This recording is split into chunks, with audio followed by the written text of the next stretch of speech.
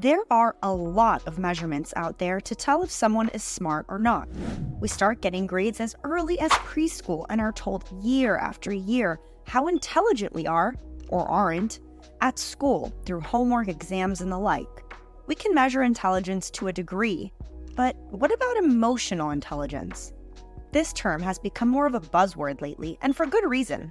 Studies have shown that emotional intelligence, called EQ for short, matters in life just as much as IQ when it comes to happiness and success. So, what the heck is emotional intelligence? Here are 4 main components of emotional intelligence, plus some pointers for how to increase your EQ day by day. Number 1, emotional intelligence relieves stress.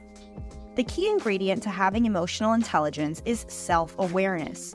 Most of us probably think that we know ourselves. I mean, we know what we like, what ticks us off, and what makes us happy, right? Do we? I could say I hate when people are slow to text me back, but that doesn't mean I'm self-aware. Why does that bother me so much? Where did this feeling begin? How do I respond when this situation happens, and what does it say about me?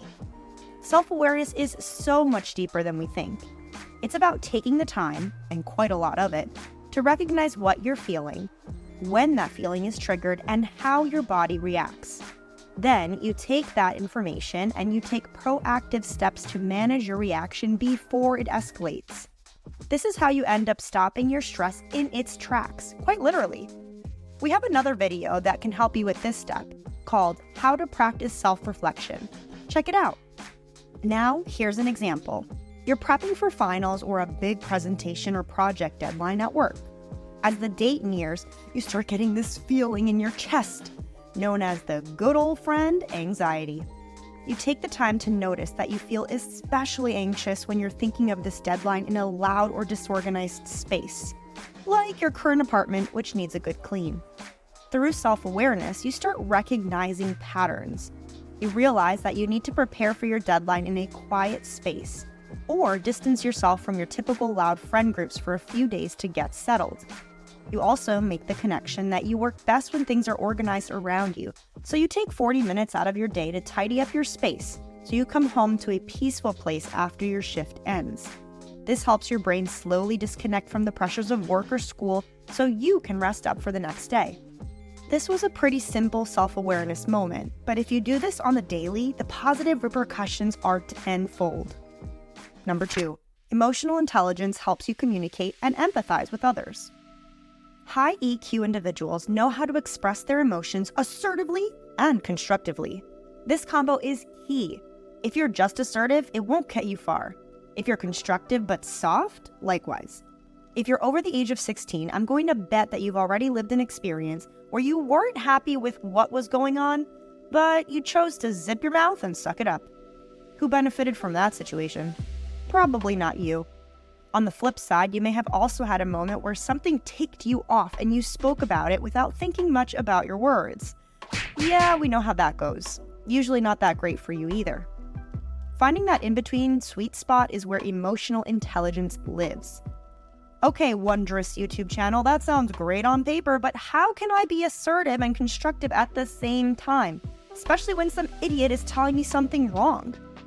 Hey, no one said emotional intelligence was a walk in the park. That's why most people have low EQs, actually. But it is achievable. Let's go back to that presentation or final and say it's a group effort.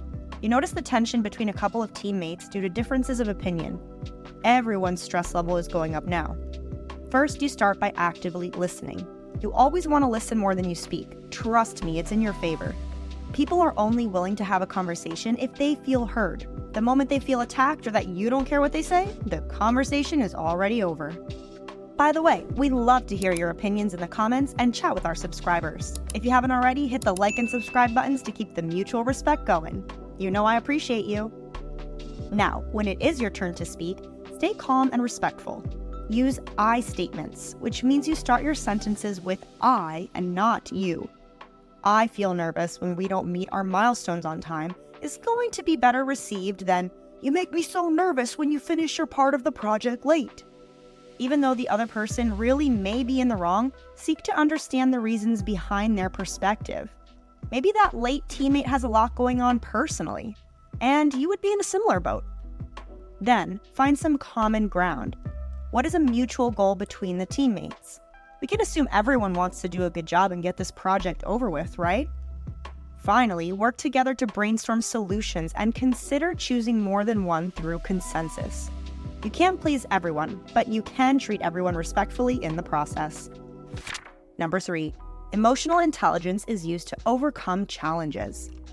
If you're lowering stress and clearing up cloudy communication channels, then you're already in a better place mentally than you would have been otherwise. Having this clearer viewpoint will help you come up with better strategies when faced with a problem.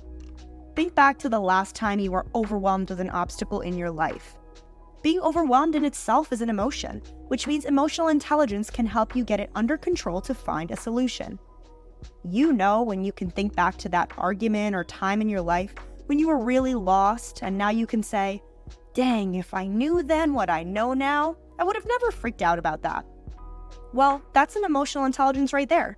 The only difference is we are trying to establish it earlier to avoid more of those freak out moments. One day at a time. You got this. Number 4, emotional intelligence will help you get ahead in life.